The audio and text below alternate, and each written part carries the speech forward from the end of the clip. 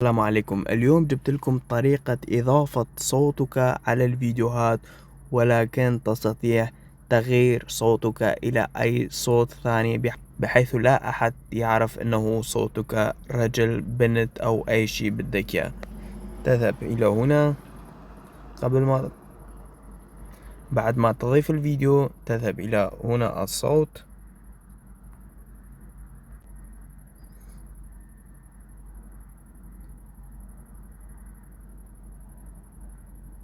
من بعدها تضغط على كلمة الحفظ ويتم حفظ الصوت على